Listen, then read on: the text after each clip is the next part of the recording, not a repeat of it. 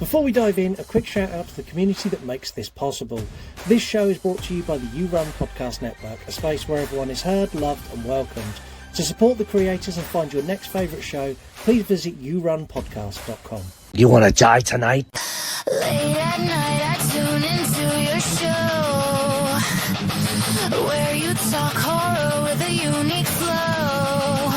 Your voice is like sirens, draws me in, as you pick apart movies on murder and sin.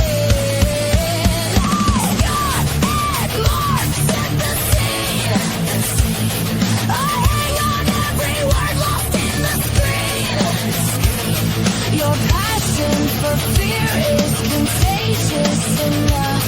You make me believe in Mark's fucking long roundups. You run podcast, horror movie review, sharing facts and playing games too. Your words paint pictures of darkness and dread, leaving me grinning long after you fled. You run podcast. You run podcast. We toast! Tubby Toast! Hello and welcome to the You Run Podcast horror movie review, the interactive horror movie review show where you pick the movies every single week. My name is Scott. My name is Mark. And we are a horror movie review show, as I said, where you pick the movies every single week. You also get to get involved in interactive features and games. And quite honestly, we're a lot of fun and we're very different to everything else out there. We will give you a overall synopsis and our scores of the movie before we dive into the review, which means if you've not seen it, that element is completely spoiler free. And then we get into full spoilers and we go through everything. We're not a play-by-play, and then this happened, and then this happened. And this one time at band camp, I stuck a flute in my pussy. We're not that podcast.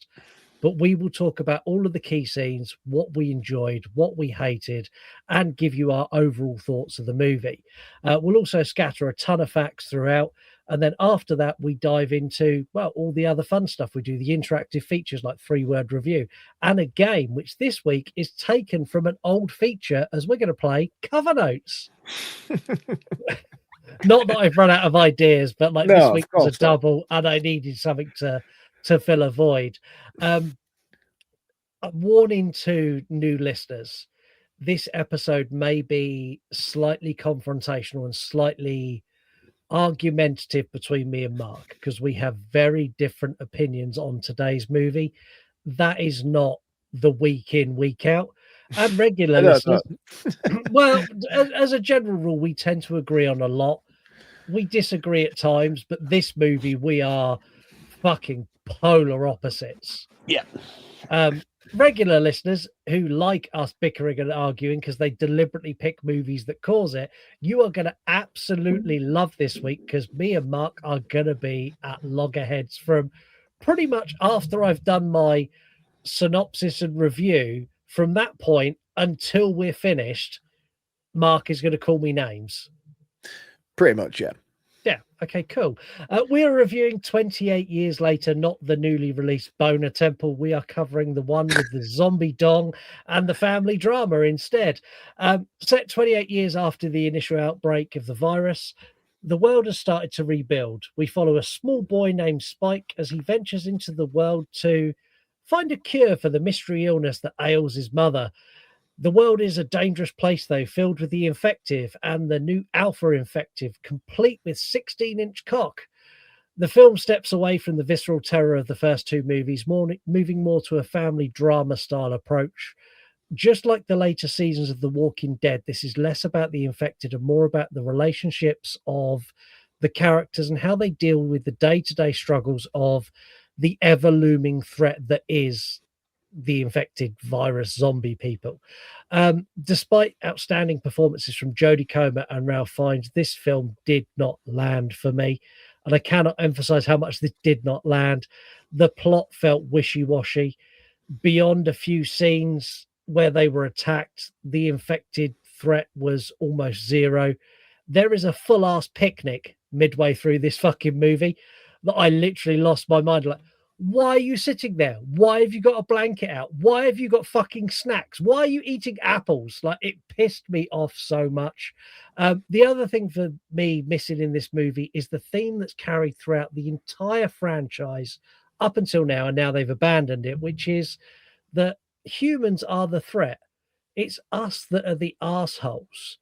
And everyone in this is fairly pleasant, other than the dad, who's a bit of a cheating scumbag, but he's by no point like the worst in humanity. Like, it doesn't show that evil human nature as well as it's done before. What I'm about to say now is going to upset anyone who's a fan of Danny Boyle, and I make absolutely no fucking apologies for what I'm about to say. This is a self-indulgent project that fully defines the term style over substance. Oh, look, I use 16 iPhones to film a zombie's cock. Oh, look, I'm telling a story about family turmoil. It's deep and A24y, right? Oh, look, I used a guy who used to be like a pedophile and then I dressed a character like him. I'm well edgy and I made him a ninja. Hey, everybody, I'm Danny Boyle. Come see how good I look. I cannot emphasize how much I fucking hate this movie. As someone who's not keen on zombie movies at all, like they're not my thing, with the exception of a few movies, 28 days and 28 days and 28 weeks later being two of them, I had such high expectations. What he's delivered before is honestly flawless. And I left this movie feeling disappointed and angry that he literally shit over everything he'd done in favor of having these shock moments with a family drama scattered throughout.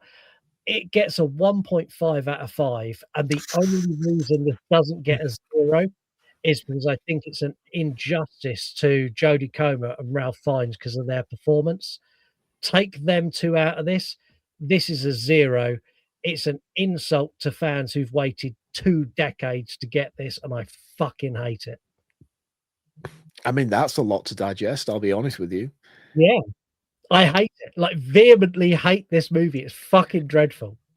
Yeah, see, I'm massively in the opposite direction to you. I think 28 Years Later has a visually artistic flair that could quite easily be mistaken for artistic immaturity. I don't think that's the case here. I think this is a point in Danny Boyle's career where he is free to show his artistic creativity.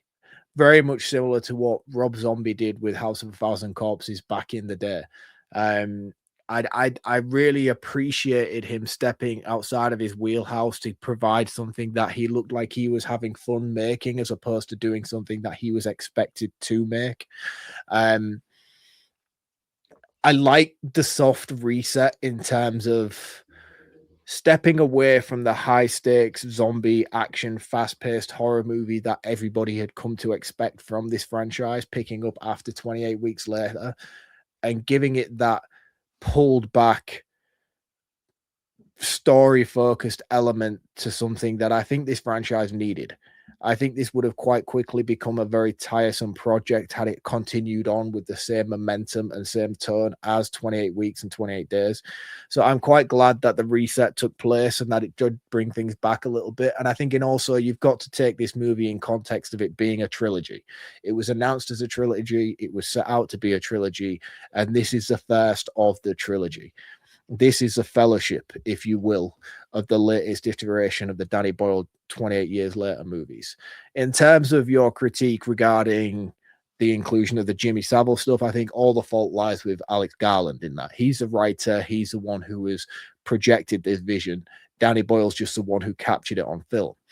And to Danny Boyle's credit, I think he does a fantastic job of visually representing the callbacks to his raw and gritty aesthetics that he executed flawlessly, in my opinion, in 28 Days Later.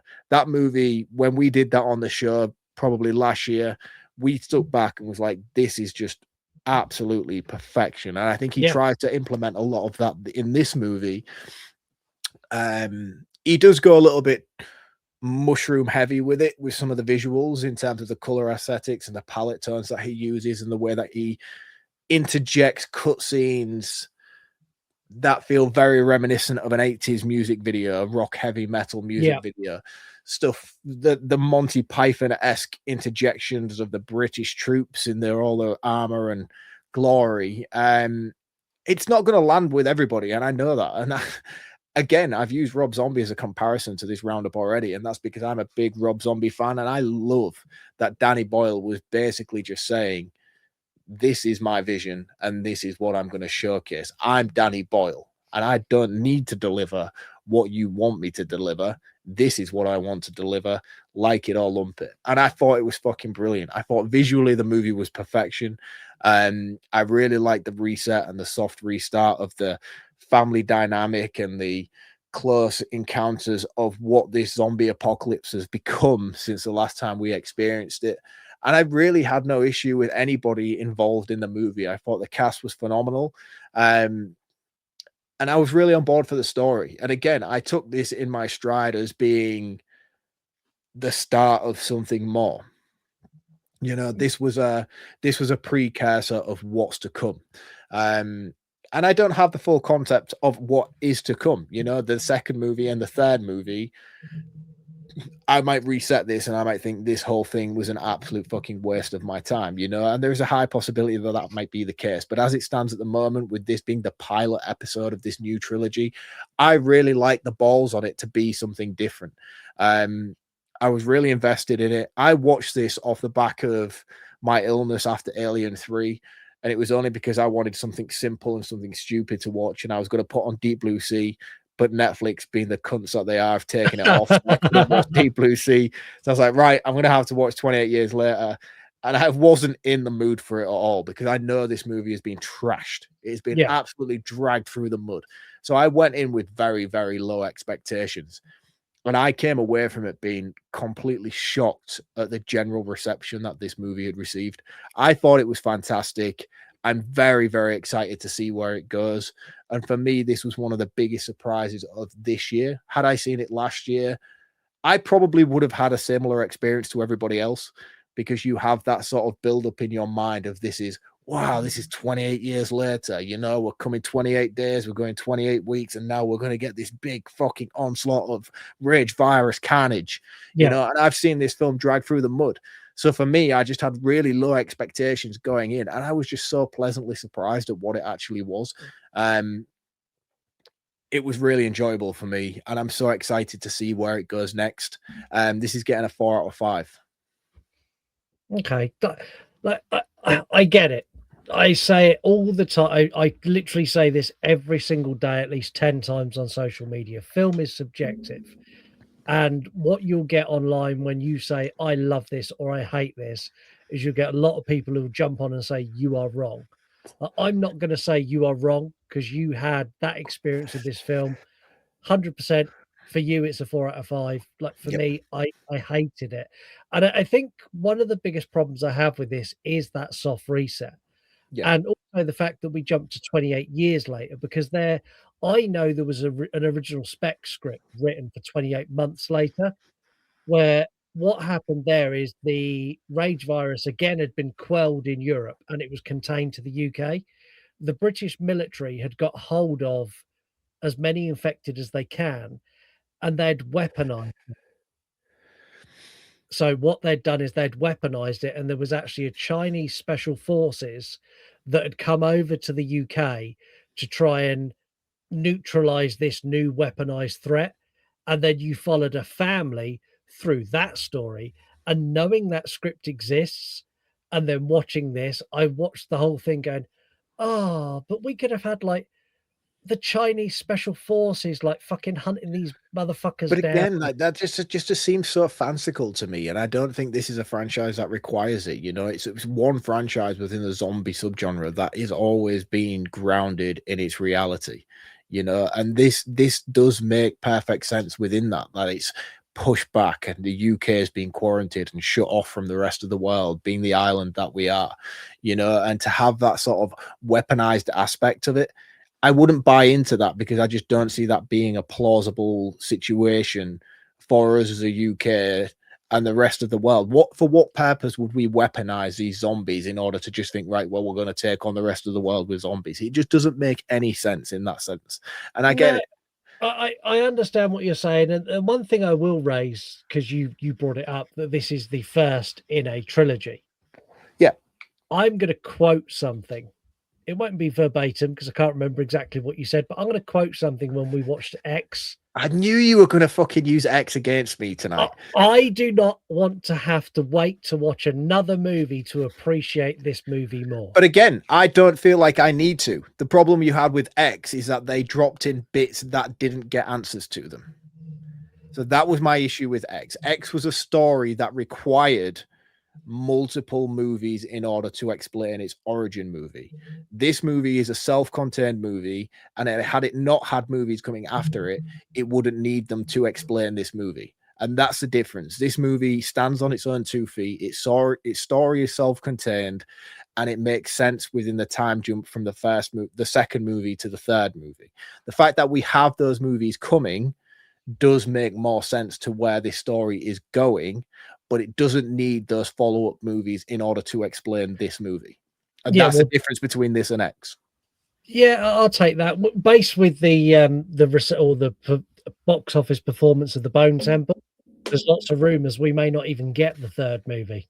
I don't think that's going to happen. I'll be honest with you. I think even the newer movie, Bone Temple, isn't doing great. I think that's more due to the reception of the first movie. But as far as I'm aware, the reviews for Bone Temple are phenomenal. Like, people are already like, this is the best movie of the year. I will be very surprised if anything overtakes it, which makes me more and more excited to see it. And the stupid thing is, like, for me, like, because I hated this movie so much, I don't have that desire to watch Bone Temple. And I think that's part of the reason it's doing so badly at the box office, because there's so many people like me who watched this and went, what the fuck have you done? And will not then go and spend 20, 30 quid to go and watch another movie. That, like, I think the Bone Temple, when it goes to streaming, will be an absolute fucking smash. Because when it hits streaming, I'll watch it. But I'll put it on when it's on stream. I think there's a lot of factors going against Bone Temple. Not only the fact that Danny Boyle is not returning to direct it and Nia DaCosta's doing it, which I'll be honest with you, Nia DaCosta, for me, I'm not excited about. I know a lot of people are excited about her as a director. What she did with Candyman wasn't my cup of tea. You know, I didn't think that the direction she took that movie in was what I wanted from a Candyman movie. A lot of people liked it. And again, I did like it to a certain degree, but it wasn't advertised as a movie that I was expecting to watch. No, and then she stepped into a contractual agreement with Marvel to do whatever she did. I think it was one of the Black Panther movies. And again, that didn't get great reception. So I think her being the director behind the sequel and the fact that Danny Boyle's not returning is a lot of factors playing against that movie. But Alex Garland has been the consistent writer between all three movies. He has a vision for what this trilogy should be. And I think I'm very much on board for his vision of where the story's going. So I do hope we do get it. I haven't seen Bone Temple, and spoiler alert, just plug your ears for a second, just in case. I do know that Cillian Murphy does turn up at the end of Bone Temple, which I'm really excited. I hope he is a mainstay for the third. I haven't seen Bone Temple. I don't know what the story direction is. I don't know whether it warrants him coming back for the third movie. But I want to see that story play out, and I want to see this trilogy play out in its fullest. Yeah. Well, I tell you what, let's take a break and then let's dive into actually reviewing this film. It's the day we pod monster, yeah, we're coming for you. With John and with Sean in the cold can brew. From the VHS gems to the spirits they drain. They're consuming the culture and numbing the brain. If it's weird, if it's wild, if it's trapped our soul, the pod monster's hungry and he's losing control.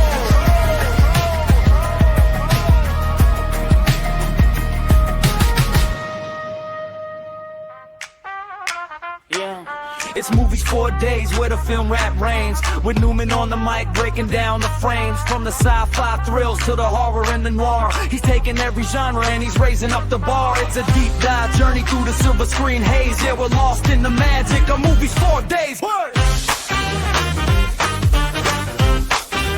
Movies 4 days. Word. Movies Go- Today takes a jazzy jingle. I think that's fucking awesome.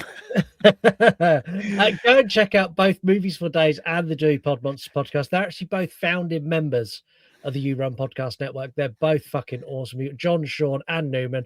All three of them are exceptional in very, very different ways. So go and check them out. Also at yourunpodcast.com, you'll find all of the other members of the You Run Podcast Network. We've got everything from TV reviews to deep dives into cryptids and like true crime through to like movie reviews, like not just of horror but of action movies. Like we've got a bit of everything, and that's all available at yourunpodcast.com. Also on there you'll find links to all of our social medias. We are absolutely everywhere. We are at You Run Podcast. You'll also find a link to our Patreon, and on our Patreon you get access to this show almost a week before it drops for everyone else. You get access to True Crime an entire month before everyone else gets it. You get the Voices with the You Run podcast, which is our new show, which you get a month early, which is madness. You also get exclusive episodes. And when I say exclusive episodes, you get reviews, you get my top 100 horror movies, you get me showcasing loads of the stuff I've got behind me and like doing unboxings. I have a video coming where I am going to take a punt and I'm going to unbox a very expensive NECA because I want to display it, and I'm actually going to unbox it. And I there's part of me that doesn't want to, but you get that as well. You also get YouTube early release episodes, and you get all of that 7 days a week for less than it would cost you to go and buy a Starbucks coffee. Other coffees. Can I do Patreon episodes? Yeah, record something, send it to me, I'll upload it, like whatever you want to do. So, like, if I get like a big shipment of like VHS and I just want to sit here and gush and just showcase the stuff that's just come in my latest delivery, and I record that shit, and I just like, hey, Scott, you can put that on Patreon for me. Yeah, you could do that. Like, fuck, I'd love you to like do that. I'll edit it, stick some jazzy music behind you, and fucking upload it. I want Movies for Days music. I want his jingle on mine. If you start providing me content like that, I will make you your own jazzy. No, because yours are just horrible towards me if I get my own jingle. No. I'll get you a proper like VHS from the crypt. He collects all this shit. He's fucking awesome. Like, I'll give you a proper intro if you start providing us Patreon content. Right, I'll start providing content for Patreon then. Let's see how that goes. Yeah, okay. Who knows? It might spur me on to do my own YouTube channel. No, I'm not doing that. I ain't got no, you haven't got the time, the motivation, or the drive to do that. No, I ain't doing shit. But I might occasionally sling the episode on Patreon. Yeah, please do. Like, even if it's like a 3-minute video, send it to me. I'll edit it, upload it, add bits to it. Like, I'll even add commentary. So you're like, I've got this video. This video is really cool. And then if I've got it, I'll like pop in and go, I've got it too. Right. Like, all right, cool. I might jump on that bandwagon. I quite like the idea of doing that. That sounds like fun. Definitely do. So also coming to Patreon very soon is also loads of Mark's content, all for less than a cup of coffee. Also make sure you rate and review us any way you can. So you can do that on Spotify, you can do that on Apple Podcasts. You can also help us out a lot by commenting or leaving a like or share on YouTube as well. All of those things help the show grow, and everything we get in from Patreon or anywhere else we put back in the show to make the show better, or to do public appearances like we're doing later this year at For Love of Horror, which is fully funded for the first time ever, not from us, but by Patreon. Yes. It's going to be nice. It's going to be nice knowing I'm going for free and drinking for free this year. Yeah, but Patreon bought us many beers this year in the future. It's awesome. Right, let's dive into this movie. I'm going to give credit where credit is due.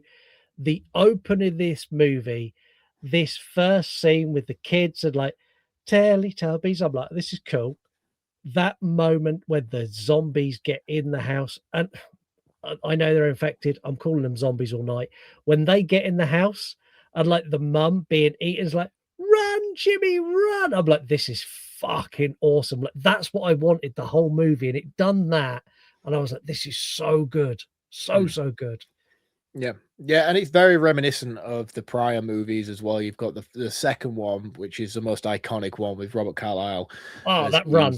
That run is just fucking amazing. And I think that's one thing that this movie was missing, was that music from the second one. I would have liked to have had that, because it is in the second one. It's also in the first one. I think it's a shame that they didn't use it here. But again, that's another reason that makes me feel like this movie is very distinguished between its peers in terms of having its own individuality. But in comparison to the opening sequences from prior movies, I think this one does a very good job of standing on its own and Yeah, having. I really like the interaction between young Jimmy and his priest father as he yeah. sacrifices himself to the higher power. Is like, this is God's work, this is his intention. I think that seems really, really cool in the church. To take my tacky cross and my sovereign rings. But again, like it didn't make an awful lot of sense in terms of if his father genuinely believed this was the case, why would he try and save his son from it? And I think that was a little bit misguided in terms of what they were going for with the story. But again, it was a really, really cool scene. It was a really cool opening, and it very much felt in continuation of the prior movies for me. Yeah, yeah, and I'll be honest, for the first, I would say, third of this movie, I was fully invested. Like, I love it when we get this like island that's on an estuary and they've like it's such a secure place. It's such a cool setup of this.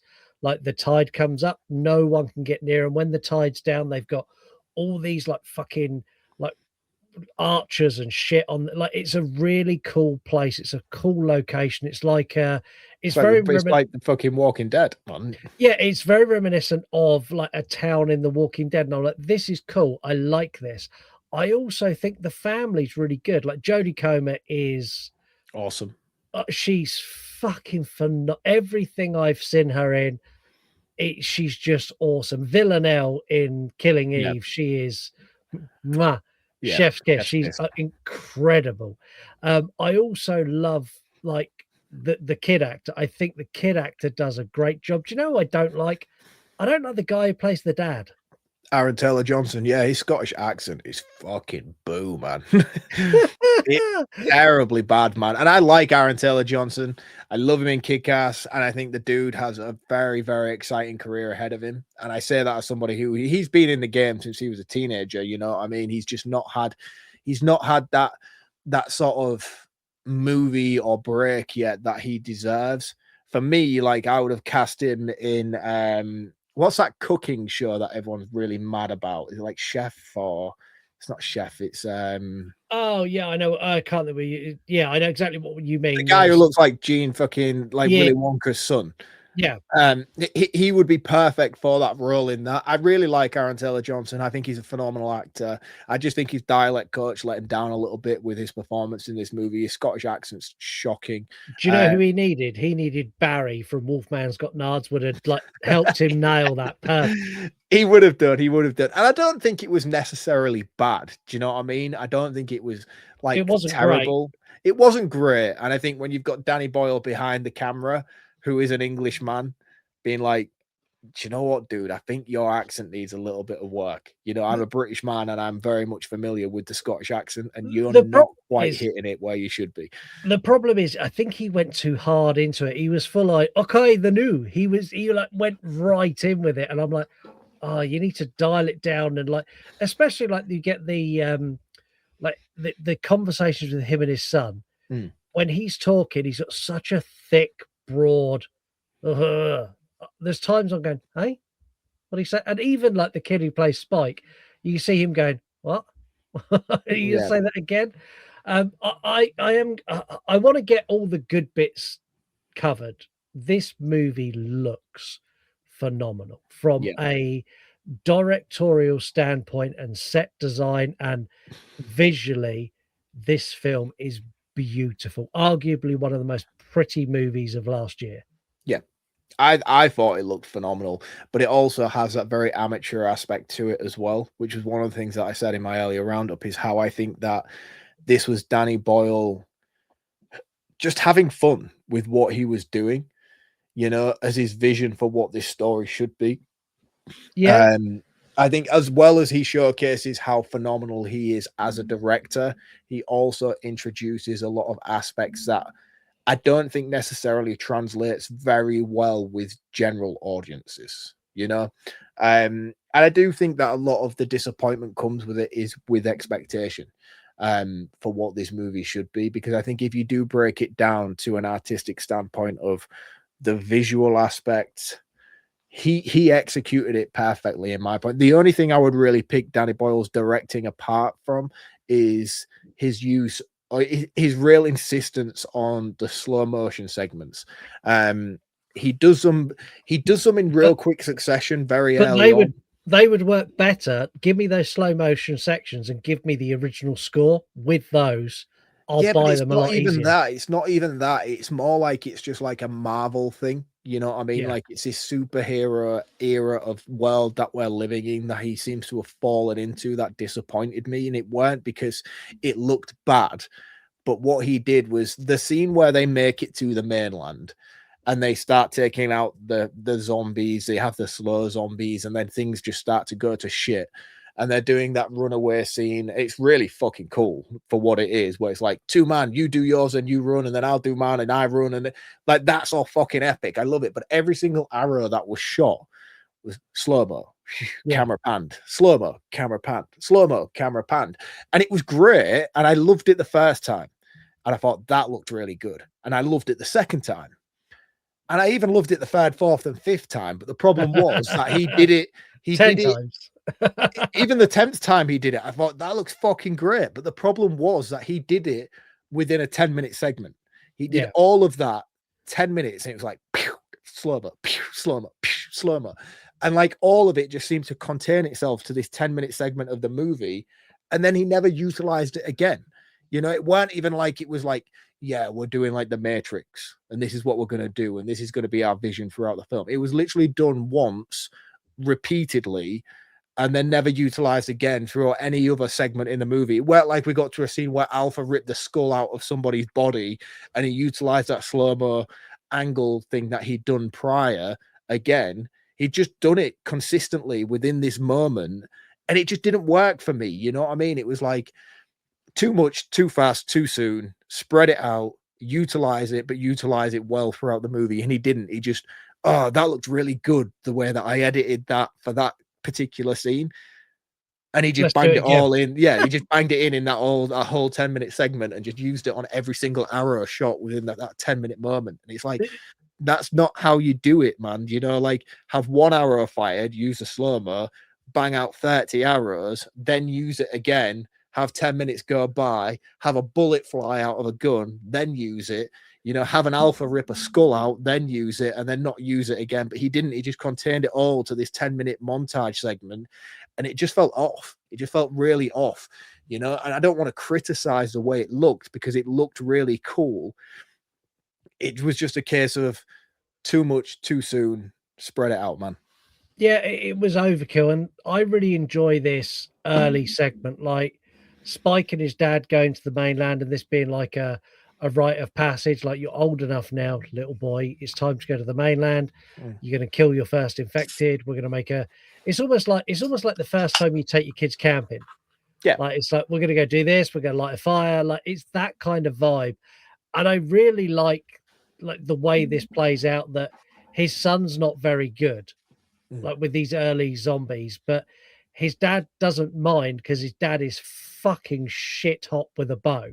So he's like, go on, take your shot, no, it's all right, I'll get this one.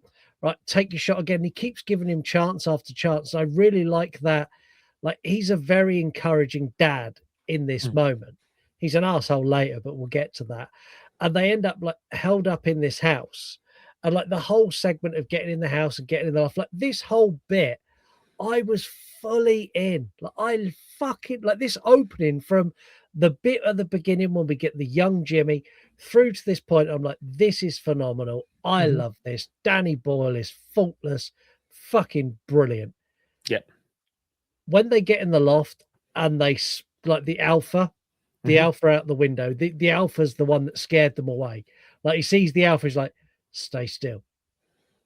And then the alpha roars and sends all the other zombies like, fuck, run. I'm like, this is such cool. a cool scene. Really cool. Really cool the way they're trying to battle their way up to the loft, fighting them as they're coming in the house. Fucking awesome, man. That was very much what I was like, yeah, this is 28 Days level sort of stuff. The camera work utilized within it, it's very fast paced, it's in your face, it's quick, jerky motion camera work.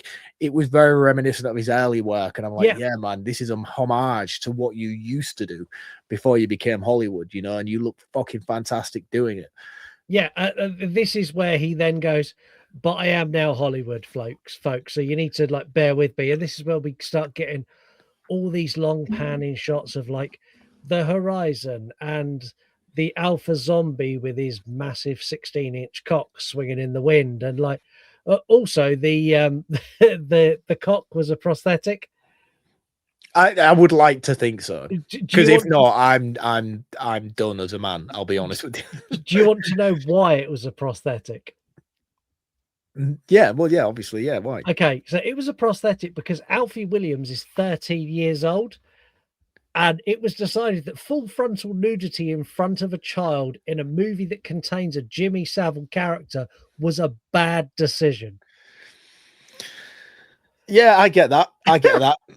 When I read it, I was like, do you know what? I understand why it was a prosthetic. Why the length? I don't, because he's an alpha. It's bigger. As a man, like it's very worrying to think. Like I don't go to the gym. I don't go swimming very often. I don't spend a lot of time in male changing rooms. You know what I mean? So I don't have a lot to compare to. But I have to assume this is not real. And don't be you in this moment. Don't be you in this moment and be like, well, to be honest, mate, I get a bit lightheaded when I get an erection. No, when I put 3-word reviews out for this, Mike, the movie Misfit, commented, I didn't use it, but he commented 28-inch cock. And I replied, have you been looking at my OF again? And he and he thought that was really, but stupidly, like it is ginormous. Wow, penis so big penis. Like it is, and like there's no need. Like I know for a fact in Bone Temple they've taken that away. Like he now wears a loincloth, and I think that's because Danny Boyle realized when he released this movie, everyone was talking about the massive zombie cock and not about his movie. And I think more to the point is that Nia DaCosta has a right to turn around and be like, yeah, we're not doing that. I've also heard her criticize already the ending of this movie and be like, yeah, we're not doing that. Yeah, it's unnecessary. And this is one of the things like I highlighted in my initial review is I feel this was very much like, how can we make the audience go, shit, I know what we'll do. We need a massive cock. And the producer, I don't think that was the case. You know what I mean? I think it was just a massive. No, I just genuinely think it was a massive oversight on set. It was a massive oversight. It was a massive oversight. Yeah. I do think it was a massive oversight. I think you've got many of scenes throughout where there's other zombies. I get the fact that none of them are wearing clothes. You know what I mean? And it makes logical sense that by this point they wouldn't be. But yeah. And I don't know whether it's like, well, we can't have them fully naked, so we have to put prosthetics on them, which obviously, if you're putting a layer on top of a layer, it's going to look bigger than the layer underneath it. But yeah, that's a massive layer. it is a massive layer. One thing I also think is fabulous, and it's when they get back to the town and they have like this little party in celebration of Spike's big sort of becoming a man moment, and his dad telling the story about his son, I think is so fabulous and so heartfelt, and it's something that every dad does.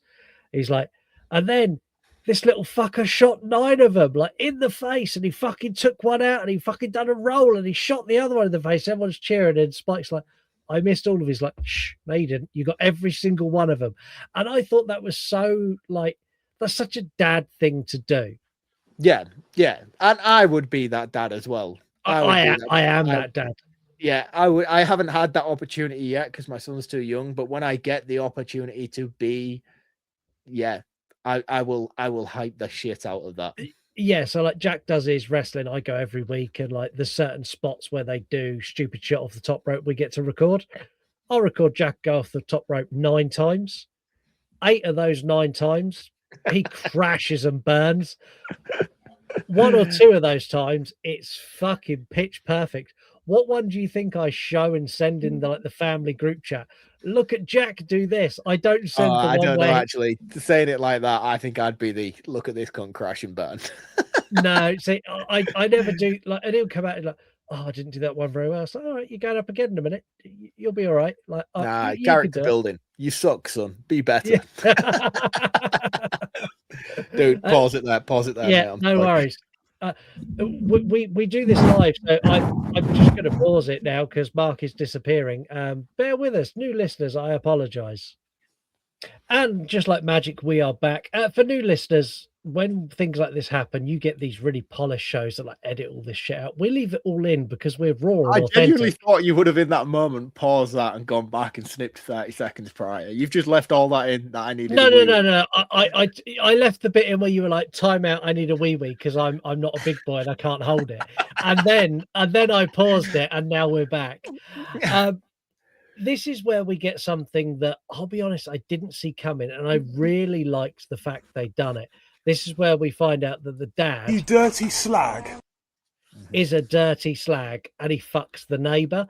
And bear in mind, his wife is at home and she's ill and she's dying. Like, I'll be honest, I understand the dad's motivation. Like, his wife is sick, she's dying.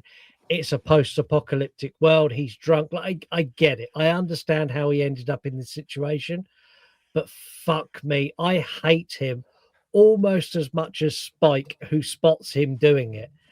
The scene where Spike confronts him at home is just like, that is filmmaking. Yeah.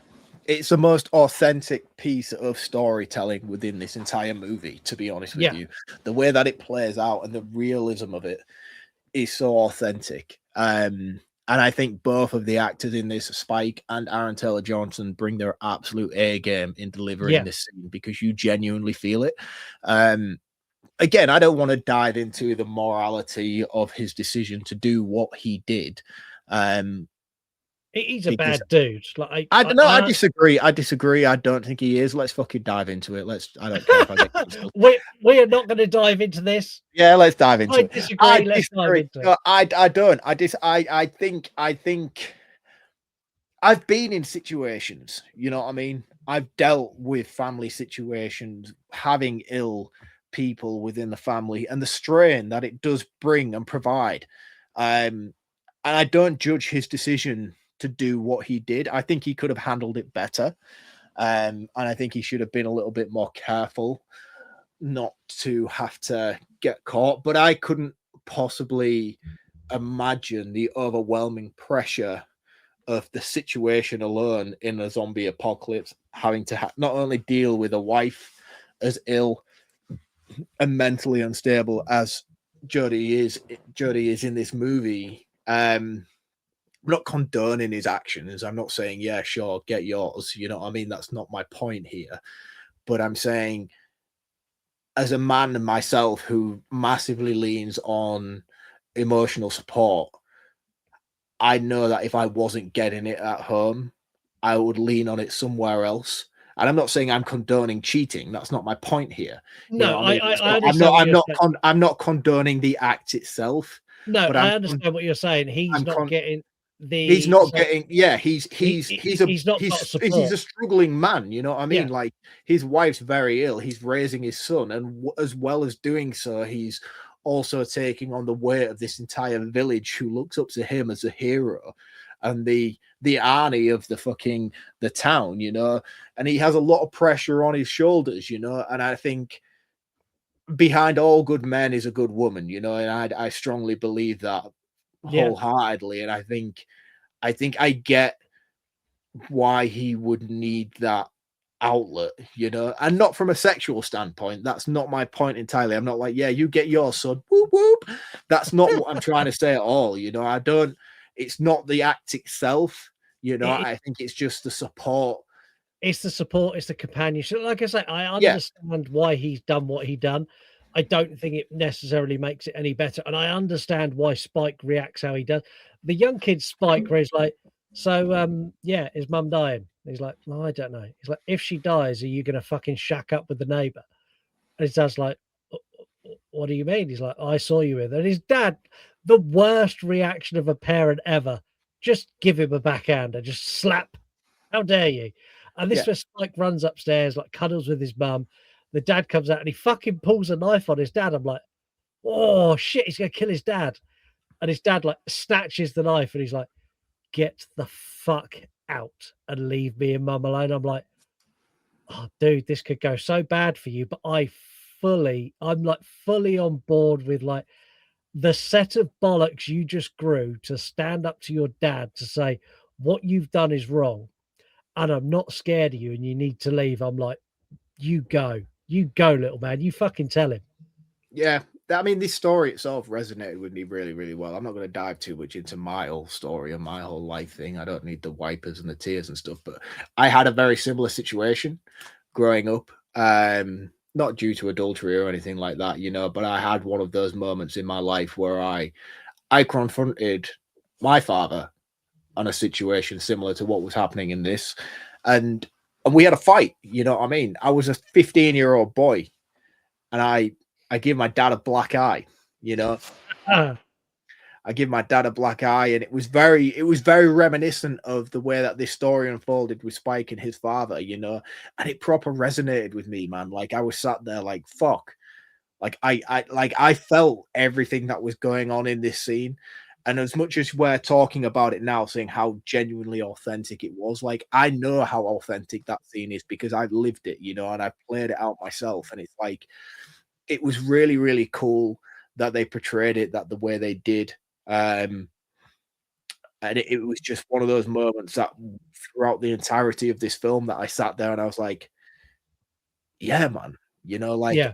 looked at the situation from a different perspective, and I think that's what was intended. That what I enjoyed about it is because all the shit that I've dealt with in my life, like I looked at that now from the other side and how my dad would have felt in the situation that I had with him. And I know that's a lot of fucking smoke and mirrors that I'm saying to you as an audience because I don't need to dive into my fucking bullshit with you guys here tonight. But my point is like it was weird to see that play out and me empathize with the parent situation and be like, oh, actually, you know, like holy shit, you know, like as a dad, he's instilling something in his son and he's trying to make him be the man that he needs him to be.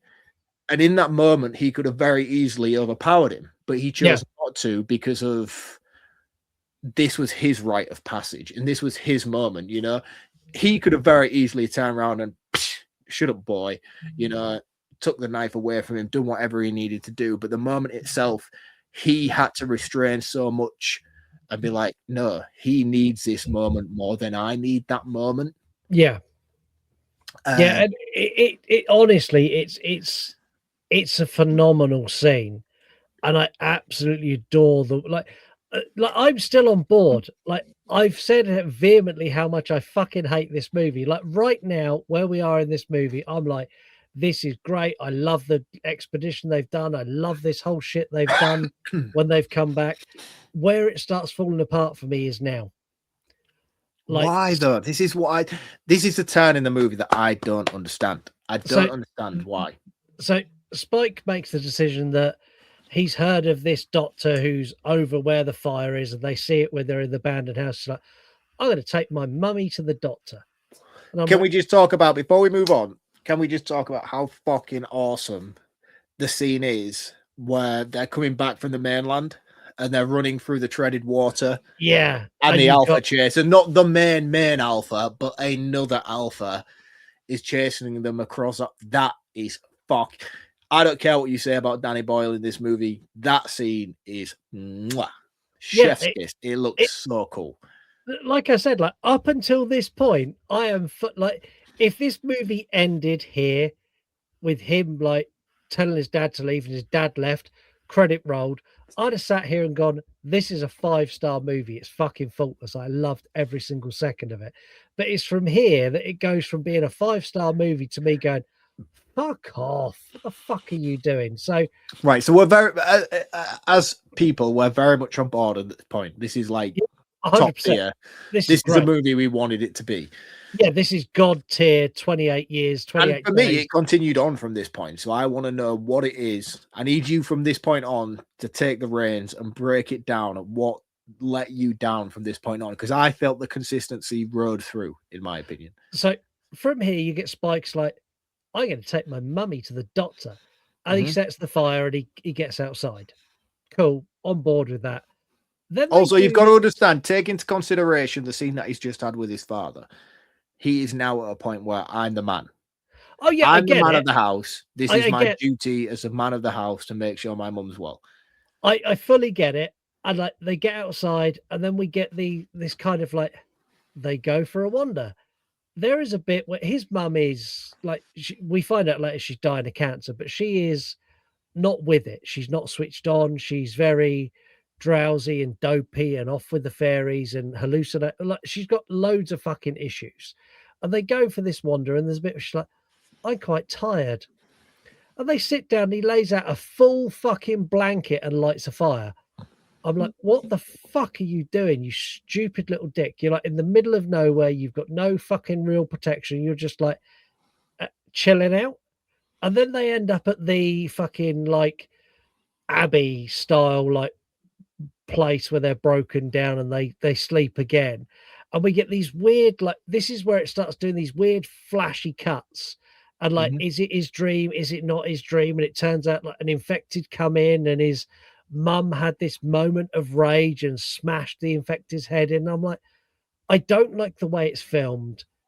I don't like the way they're portraying it as like he's kind of like I'm helping you now, but she's still in control. I don't like the way they do all of this, but where it really falls off is when they go to the next bit. They meet the Swedish guy. The Yeah, but I Swedish don't want to move on from this scene before you go on to the Swedish guy, because for me, that scene makes perfect sense, in my opinion, especially when you come full circle with the overarching story.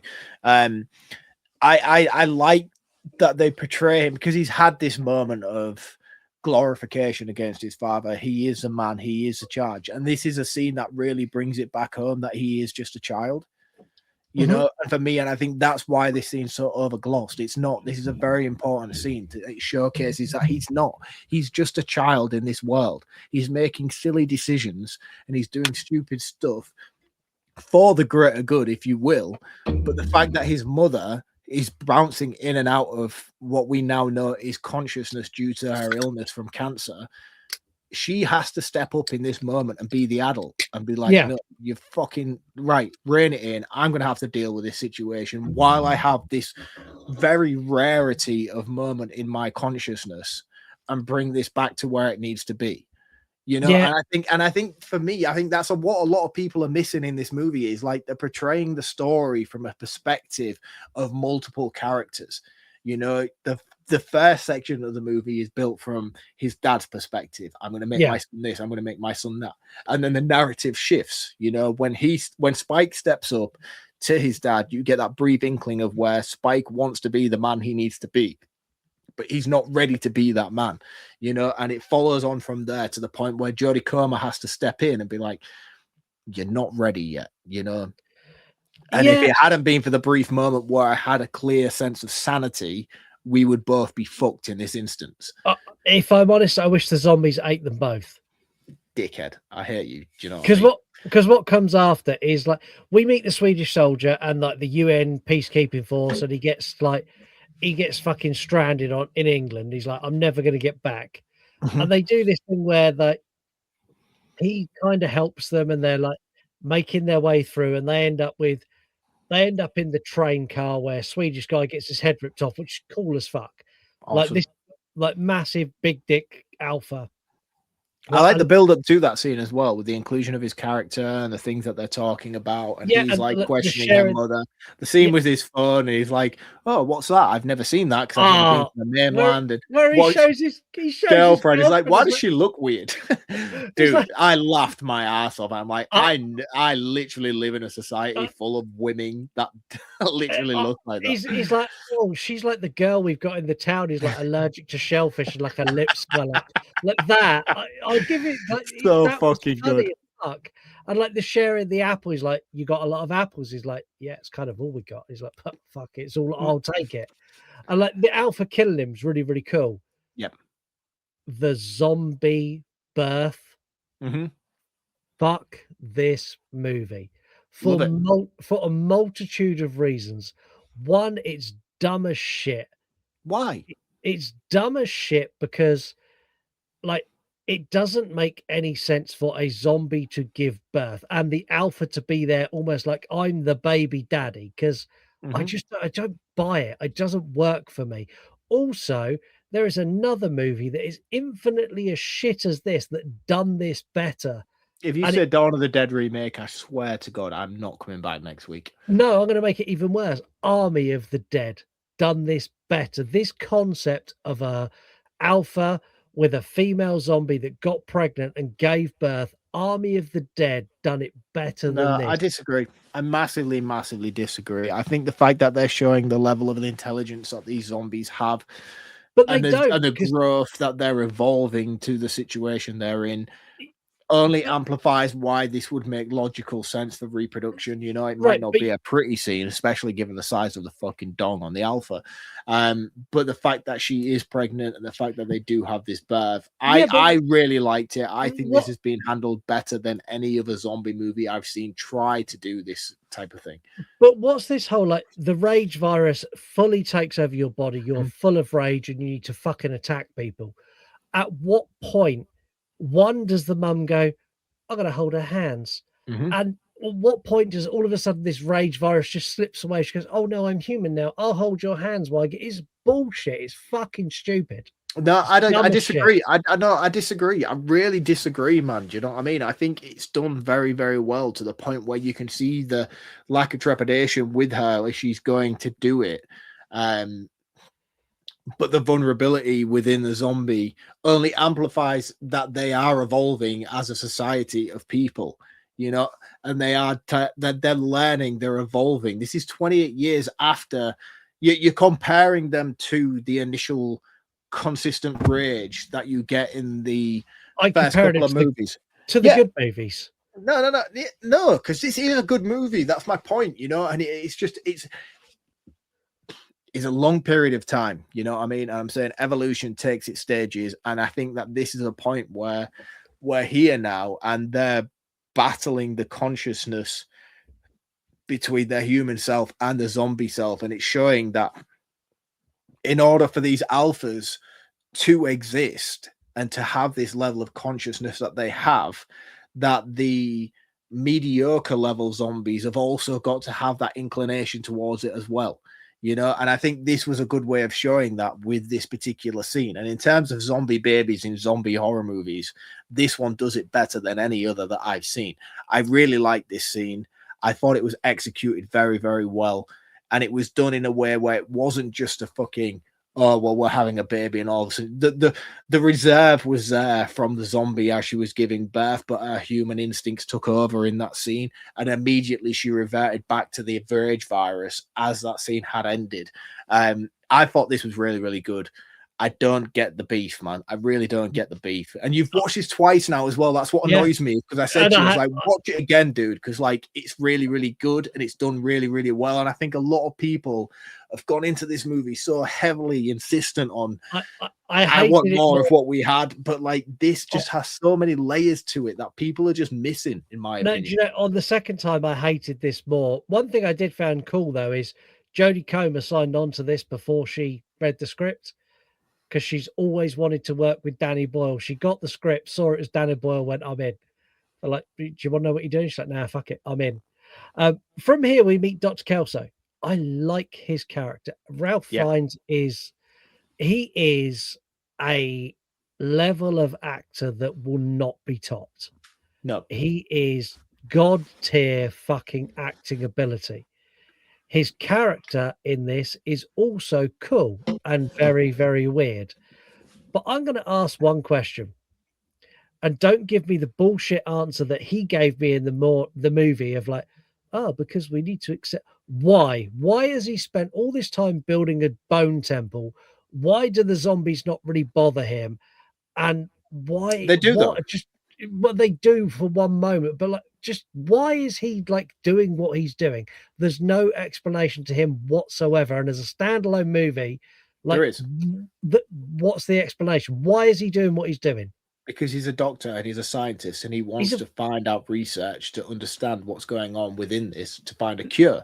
So why is in terms he of making the bone temple again? That is purely down to personality traits and instinct. That's him as a person, and I think that's clearly addressed within this movie, that the temple itself means nothing other than his way of dealing and coping with the situation. It's his, that's something that his like sort of autistically ADHD mind has just is his way of coping, and he cleanses and he deals with, and every single, like, you lose yourself in a moment like this. I can imagine very easily you would lose yourself in a moment of, I've got all these bodies, and he might do it with the first one or two, and then all of a sudden, your next thing you know, he's decided that he's building a Lego set from where he's staying. He's very secluded from the area because he has a moat and he has the boat, which the bridge in which you have to cross, which he says very easily slows him down. The information is there within this movie. My next question is how. Like, I get how he made the Tower of Skulls. I understand it. You and me both work in construction. I don't give a fuck how talented you are. You cannot get bones to like leg bones and femurs and shit to stack end to end 15 foot in the air and get them to stay there. It's bullshit. But again, like, why are we as a society now doing this with movies where we're breaking it down on that much of a fucking scientific level? Because it's the main fucking focus. It's not. It's not the main focus of the movie. That's my point. It's not the main focus of the fucking movie, dude. It's not the main point of the movie. It's a set piece. It's a set piece that's there to represent something of this person who's stuck within this era of time. He's clearly been discontinued from everybody else, from the society on this island, and he's coping. That's his coping mechanism. He's trying to trudge on. He's trying to find a solution. He feels himself is the only person who can deal with this situation. He's trying to find a cure. The temple means nothing. The fact that it's there is just a visual representation of his secludedness. That's my point. Do you know what I mean? Like, it's just a thing. And I think that's one thing that everybody's glorifying and everybody's focusing on. And they're like, oh yeah, that's fucking real stupid. He's built a temple out of skulls.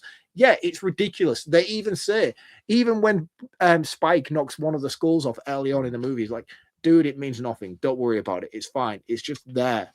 It's just there. It's just where I put them. Don't worry about knocking them off. It doesn't mean anything. It's not a level of importance. And that's the movie itself saying to you, don't take this literally for what it is. Dude, do me seriously, a favor. come on, Shut man. the fuck up. Dude, be better, man. It's not that deep. You know, I get what you're saying, but I'm just saying this isn't that deep. It's not meant to represent that. Well, how about then his diagnosis? Like, you've got cancer, you're gonna die. Terrible. Like, it's tragically sad. How is it terrible? How is it?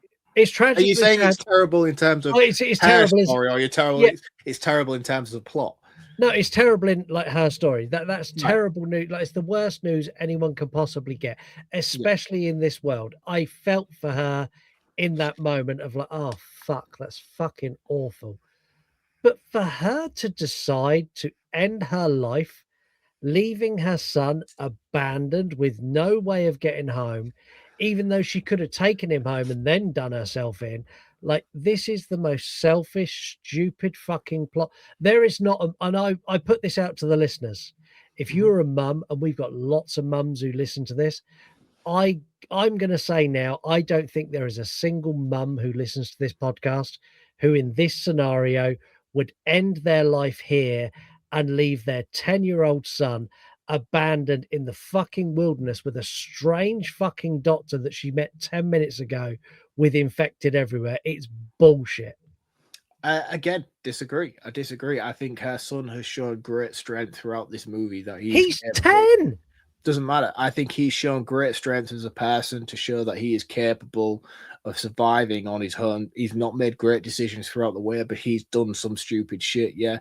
But he's met the doctor who has lived, has survived for fucking years and years and years. He is in safe hands in this situation with that doctor. She wants to end her suffering. As a person, I will speak out and say, like, I can't imagine possibly being in a situation where I am so in control of my own mental state that I would possibly want to be around for that.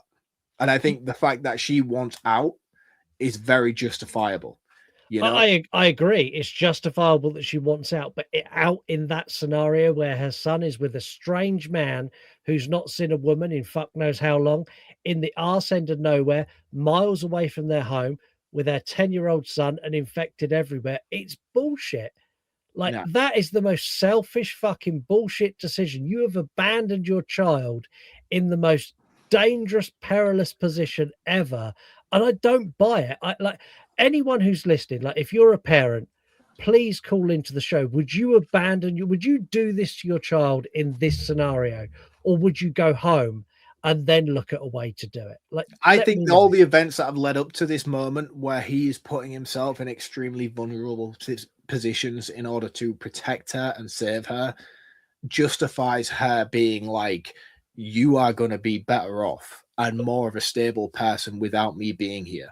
Because if you carry on down this path trying to save me, and me not being of a conscious mind in many of these very, very dangerous situations is only going to end badly for you. So I think I disagree, man. I disagree. And this is half my problem with people's criticisms of this movie. I just think they're missing the point.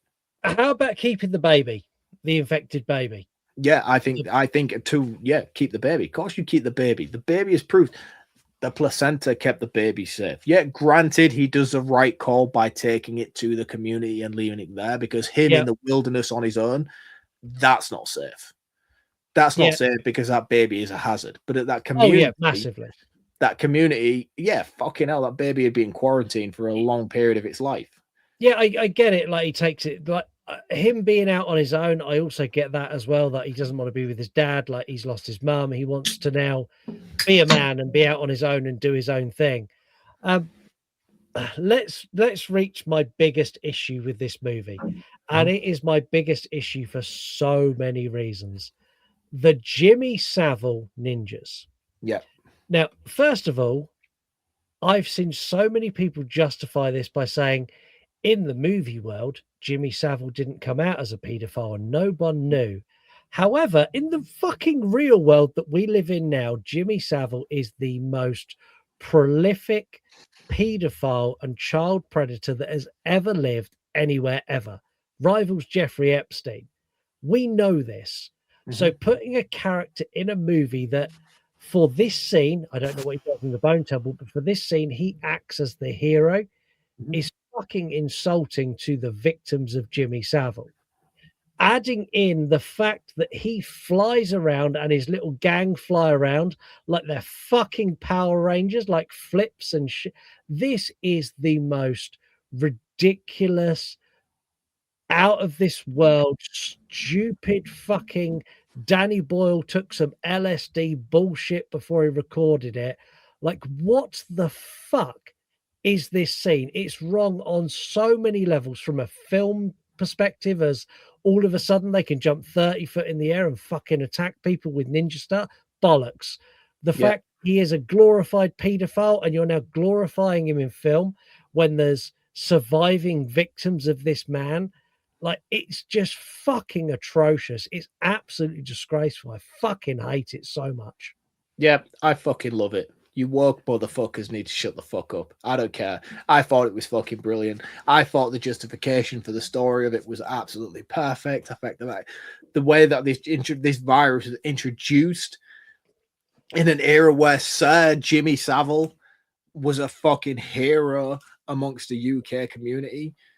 And the fact that this virus took hold while he was in that threshold and that precipice within society is more of a glorification of what this should be. I like it. I like it. I think it does a really, really good job, and it's showcasing exactly where society is. And you might disagree with what I'm saying, and you might go the whole, you're glorifying pedophile. I'm not, and that's the whole point of it. Thing is, the fact that as a society, people have glorified this man for so long, and that this era of time is stuck in that period where everybody was glorifying him. This era of time, offended by it. There's so many other people, mind. But there's so many other people they could have picked that had the same level. But it wouldn't have had the level of impact. It wouldn't have the impact. The impact is there. That's my issue. They chose it for shock value and shock value. It wasn't for shock value, though. I don't think it was. I don't think it was for shock value, man. I don't think it was. I think it was because it was something that was relevant to make people understand the impact of the apocalypse itself. Why didn't they choose Jim Davison? Why are you offended? Why are you offended by this? I'm not offended. I just think it's fucking disgusting. Like, why didn't they choose Jim Davison? Because he's a fucking paedophile, and Jim Davison's not a bad person. He's met a few. He is a bad person. Yeah, but he's a paedophile. He's not a paedophile. But why choose a character? Why base a character on someone who is arguably the world's worst prolific predator of all time, who has surviving victims?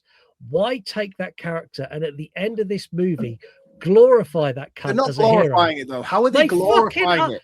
Because he fucking jumps in and saves the day and like shakes his hand with all his moody jewelry and his shit Jimmy Savile clothes.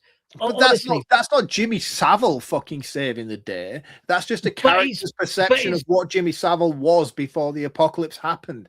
And that's my point. They're not glorifying Jimmy Savile. They're not saying Jimmy Savile saved these people. They're not saying the fucking Power Rangers saved these people. It's just saying that this was an era of time where these children grew up watching television, where Jimmy Savile was a prevalent character.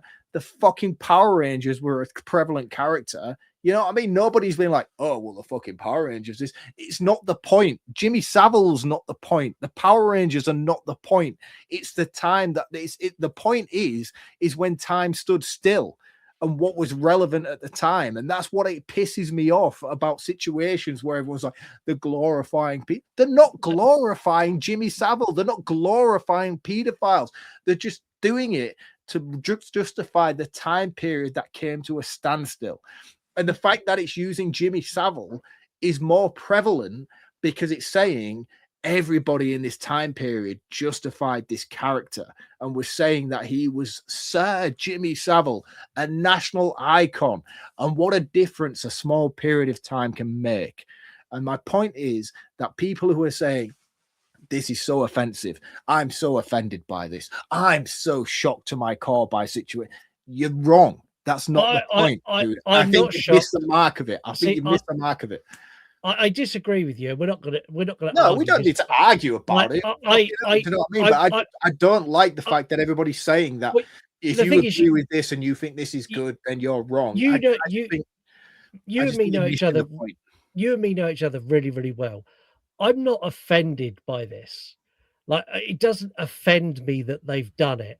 I think it's in poor taste, and if I'm honest, probably the best way you could describe what you wanted to say. It's in poor taste, and I genuinely think Jimmy Savile was chosen over other people like Jim Davison or Bruce Forsyth and other British celebrities who were also at the peak of their career when this happened. Jimmy Savile was chosen because he was the one who would elicit the most response from the general public. But again, like, I think that's movie making. You know what I mean? Like, I don't disagree with it. I don't disagree with the decision to do that. I genuinely don't, because I don't think you should be offended by it. I don't think it's something that is there to offend. I think it's something that's there to represent what is a stopping point of society and how quickly things can change. And people, and it's more a case of saying people that you idolize today and that you look upon as being your heroes. Anton Deck is a prime example. I'm not saying Anton Deck is fucking bad. Don't be No, throwing no, no, Kino shade at Anton Deck. that's my point. That's my whole point of the situation, though. That's what I'm trying to say. That's my whole point of it, is that people will look upon Ant and Dec and be like, they're the greatest things that TV has ever seen in British society. But 10 years later makes all the fucking difference. And that's the point of what they're trying to represent. They're not trying to offend. They're not trying to upset anybody. They're trying to say that this is a point in society where this outbreak occurred and how glorified somebody so heinous was is now being then represented in a way where they're clinging on to something that made their childhood so great. And that's the point of it. And the fact that people are being offended by it just showcases how much they're missing the point of what they're trying to say with it. I don't agree that they're glorifying Jimmy Saville in any way, because they're not. That's not what they're doing here. They're not glorifying him. They're not saying he was a good man. They're purposefully saying he's the worst of the worst. But at a time period where this apocalypse broke out, he was the best of the best. He was a Rolf Harris on fucking that pet program he did. You know, Rolf Harris. That's another one they could have chosen. Why didn't we have the Harrises? But it wouldn't have made any difference because they're both equally as distasteful as the other. The point is that there was a moment in time where Rolf Harris was on everybody's screen every Saturday night, and we all loved him and glorified him. Can you guess what it is? A day, a switch like that, and a moment is gone, and yet you're still in a moment where you're thinking that this is the greatest thing to ever happen to society. And that's the point of the situation. It's not there to offend. It's not there to shock. It's to showcase that something like this, when the world comes to a standstill, how different things would be. And I think for me, I think they did it perfectly. I think they really, really did. I don't get the hate on this scene. I really don't. And I'm so excited to see what they do with Bone Temple and how they bring his character into life, because they're not going to show him in a good light. Jimmy's not going to be a good light in that film. It was a brief introduction of his character and everybody's just run to the hills with it. This was 30 seconds of a flawless movie, in my opinion, that everybody has now fucking cast a shadow on it because of woke mentality. And I don't think it's right. I think after discussing this, I somehow hate this film more than I did at the start. Like, I'm not offended by what they've done. Like, it winds me up that they chose the person they did when there were so many other people they could do. And I think they've done it for shock value, the same as the 16-inch cock. It's cheap filmmaking to go, oh, look, oh, fuck, oh, there's a big cock. I think it's that mentality. I don't think I should have to watch 28 years later The Bone Temple to fucking appreciate this more. Like, that pisses me off. I'm going to end it. I don't think you need to either. I don't think you need to. I don't think this movie gives you the reason to now need a sequel to justify it. I think it's a self-contained story. But I don't think this film contains enough for me to warrant it as a decent movie. I mean, my ending gambit on this is fuck this movie. You can keep the Bone Temple and your pedo ninjas, and I hope the third film gets cancelled. 1.5 out of 5 stands. And again, that's purely for the fact that Jodie Comer in this is incredible. Ralph Fiennes is incredible. The rest of the movie, just fuck this movie. I hate it. I hate it so much. I hate you and I hate everything you stand for. You're a prick. dude. Shut the fuck up. Honestly, I don't get it. This was a masterful execution in terms of directorial performance from Danny Boyle. I think what he did was culminated something that was so reminiscent of the first movie and interjected that new Hollywood flair to it. And I was really on board with the ride. I loved the story of the characters and how they progressed throughout this story, and taking things from different perspectives, from the father's perspective to the son's perspective to the mother's perspective to the doctor's perspective, right throughout double shift in narrative was a really, really good writing perspective from Alex Garland. I'm excited to see what he does with the trilogy. I really don't understand the hate amongst this movie. And I genuinely think, in all honesty, had you taken away that segment at the end with the Jimmys, people wouldn't be hating on this movie as much as they are. But in the current society that we live in and this weird woke mentality that we're dealing with, everybody all of a sudden seems to feel like it's okay to jump on the bandwagon and hate something over a minute aspect of a story. This movie is impeccable in terms of its acting, its directing, its story, its score's fantastic, and visually it looks beautiful. I don't get the hate. I don't get the weird bandwagon society that we're all living in, where because one person hates something, we all feel like we need to fucking uniform against it. I'm on an island with my perspectives on this movie, and I'm probably going to get a lot of backlash for the things that I've said in tonight's episode. But I don't give a fuck, to be honest with you. And that's the way you should be. Yeah, somebody needs to stand up and just call bullshit when it's bullshit. You know what I mean? I can fucking smell it a mile off, and I think it's fucking sprayed all over this movie. I don't think it deserves a hate, and I think you're all a set of fucking idiots. Well, shall we play a game? I think we should, because I'm about to fucking blow up, mate. You've pissed me off tonight, dude. You've really pissed me off tonight, mate. You roundup annoyed me. The shit you've said pissed me off. So let's just fucking bring a lighter tone to it. I'll play a soundbite which will bring your mood right back up, and we'll play a game. I like my dudes huge. She likes her dudes huge. We used to do a segment on the show called Cover Notes, where we'd ask you to replace the cover note on the movie with your own. So we decided we'd come up with some of our own. You've got some, I've got some. How do you want to do this? Do you want to alternate them? Do you want to do like me do mine, you do yours? How do you want to do it? I have brought to the table, let me just count how many I have, because I feel like you probably have more than I do. So therefore, you're more likely to go first. I have a total of 4. I have 7. Right. So you definitely need to go first. Then. Okay, then. 28 years later, we're really committing to this slow burn thing then.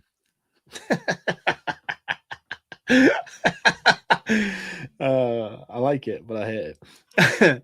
My next one is 28 years later with dongs as long as it's runtime. 28 years later, you waited 20 years for this? 28 years later, the movie you have all been waiting for, featuring a story that no one asked for. 28 years later, The Walking Dead season 12. All right, I like that one. I like that one. 28 years later, Voldemort's retirement. Oh, that's good. I like that. I like that a lot. 28 years later, the only thing dying is tension.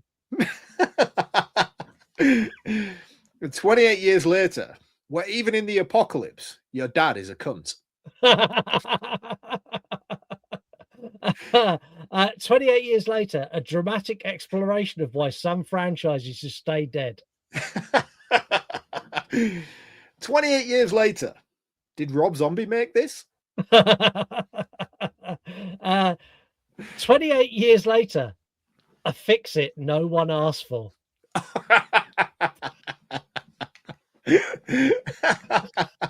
I'm out, dude. That was it for me.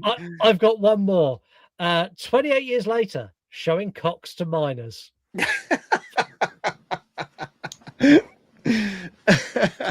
I like that. That's a good feature.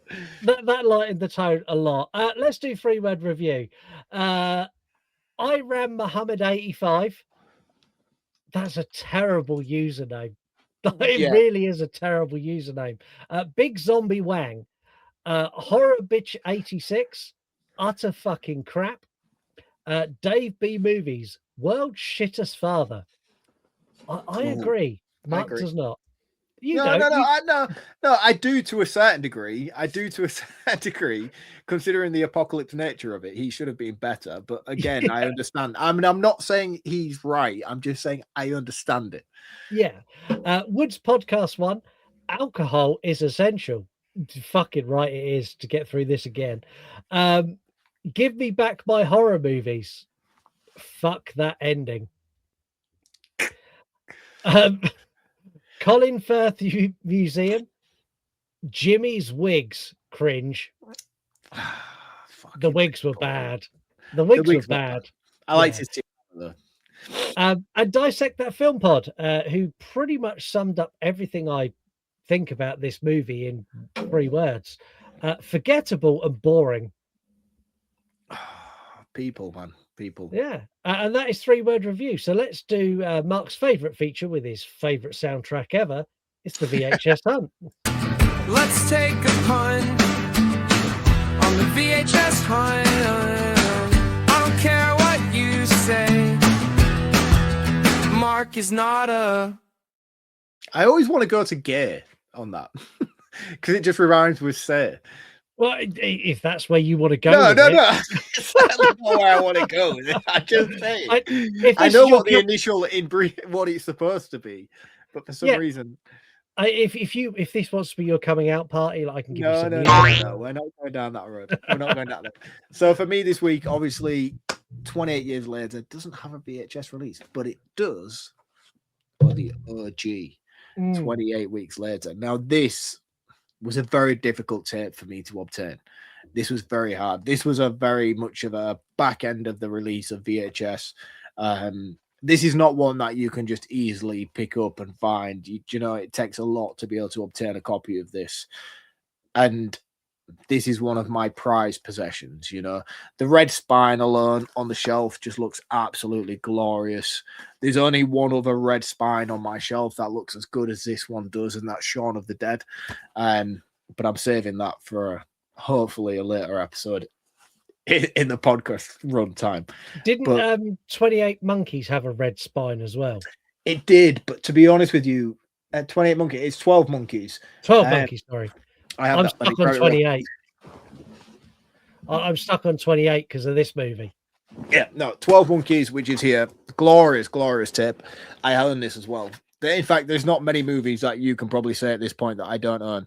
12 Monkeys is fantastic, but for some reason, this has been displayed very poorly for the copy that I have. So it's very pink.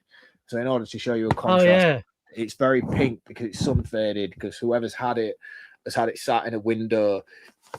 Oh, that's just. I love 12 Monkeys. It's a really cool film. But anyway, 28 days later, fantastic VHS. I love this. This one also contains the making of 28 Days Later, which is a really, really cool featurette. It's not very often you get featurettes like that on a VHS tape. But again, this was one of the ones that was released later on in VHS's runtime. And when making ofs and things like that were introduced to DVDs, and they also tried to incorporate them slightly into VHS tapes. It's a cool making of. Don't get me wrong, it's a very cool making of if you're willing to stick around and watch it at the end of the VHS. But yeah, this one's an expensive tape. It was a hard one to obtain, and it's a prized possession in my collection. So yeah, that's the one that I'm showcasing this week. I'm hoping going further on down this featurette, it's going to get a little bit more challenging for me to, like when we did Five Nights at Freddy's, that was cool because I had to think of something to try and incorporate. And going forward, we will get many episodes down the podcast line where I'm going to have to try and really loosely connect something that I have in my connection, and that's going to be the fun side of this segment where I have to weave in a thread that's going to make it tangible.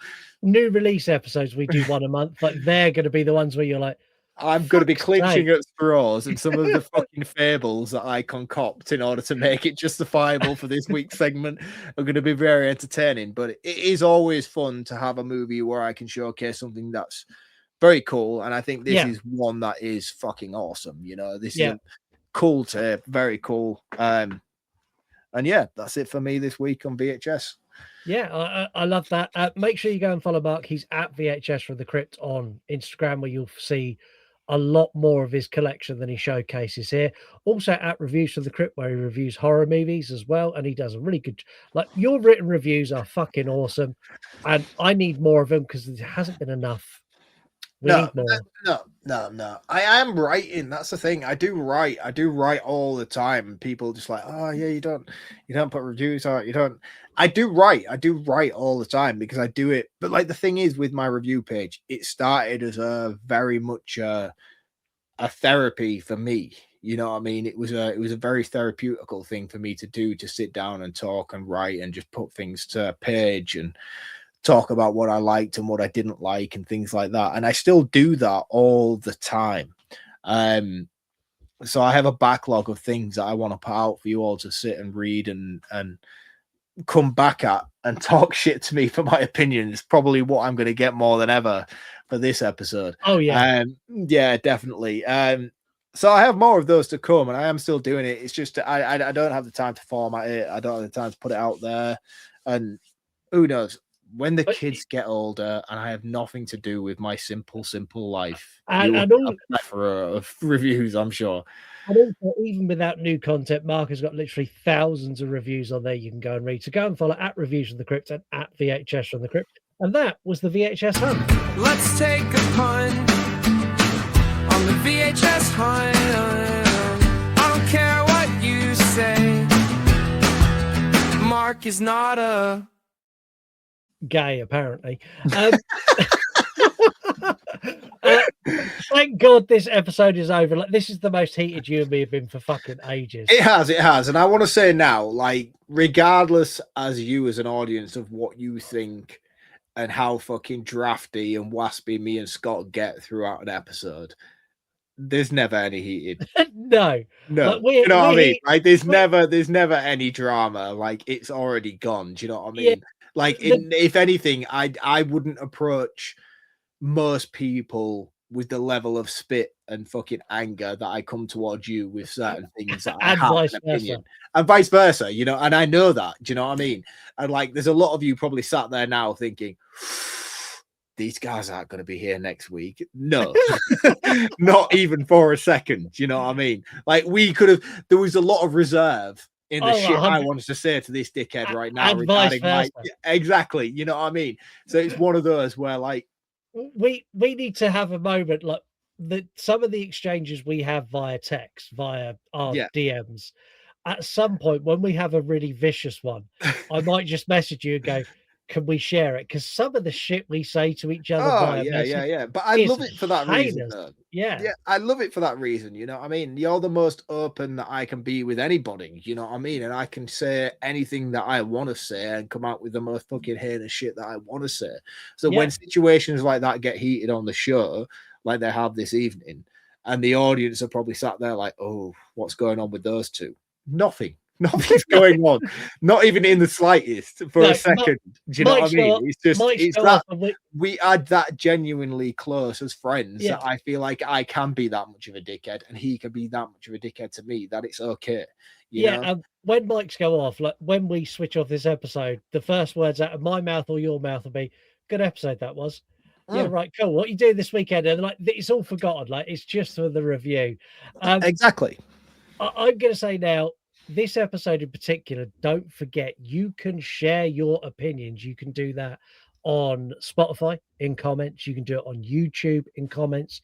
You can send us a voicemail. We had no voicemails this week, but you can do that. Instagram or X, go to the DM section. There's a microphone button. Push it. Say what you want to say. Push it again. We get that recording. We'll put it on the air and you'll hear your voice. We're going to be back next week with a brand new episode and a dive into Return to Silent Hill. That episode, I'm pleased to announce, will also include an interview with fucking Pyramid Head himself, Mr. Robert Strange. Like, I am so fucking excited to share we haven't seen the film yet. Full disclosure, me and Mark haven't seen it. It's being fucking panned everywhere. I'm going to say it now, regardless of what me and Mark think of the movie. If we come on here next week and say we hate it or we love it or wherever we are, the interview with Robert Strange, like, that guy is such a guy, like the nicest guy you'll ever meet, with so many projects under his belt and so many other things he's doing. And also talking about like Silent Hill and working with Christopher Gans. There's so much that you need to hear from that guy. Plus, whatever me and Mark have to say about the movie, good or bad. What's your And thoughts? his name is cool as shit. The fact that he hasn't got his doctorate is fucking shocking. I'll be honest with you. I'm going to ask you now, like, we'll predict. Where Mm-hmm. do you think you are next week? Do you hate it? Do you love it? What's your score? I want to love it. I want to love it. I want to love Silent Hill. It's marketed as a faithful adaptation of Silent Hill 2, and it's Christoph Gans returning to the directorial fucking seat. I think I'm going to like it. I've heard a lot of the hype. I've heard a lot of people saying it's fucking dog shit and all the rest of it. But I think I'm going to be the one that's like, no, this is cool as shit. But again, I don't know. I really don't know with this movie. It's one of those where I'm like, I want to go in, but I'm also like reserving expectations. I'll be honest with you. I am in one of two places. This is either it's getting a 28 years later score, or it's getting a Deep Blue Sea score. Like that, I think that I'm going to be one extreme or the other. I don't think I'm rocking up next week going, that's all right. Especially as at the moment I'm playing through Silent Hill 2. Like that's the worst thing you could do right now going into this movie, I think. Yeah, exactly that. But yeah, next week, big episode from us, big review of a new release with a star from that movie. So make sure you tune in for that. And until then, have a wonderful week, and we will see you next time. See you next week, guys. Tuesday. Bye. You want to die tonight? You're on podcast.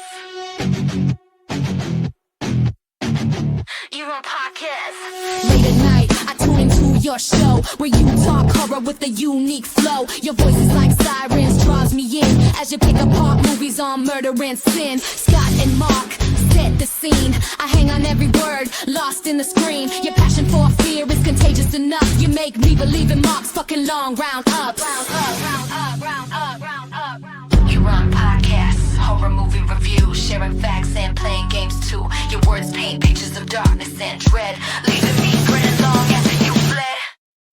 You run podcasts.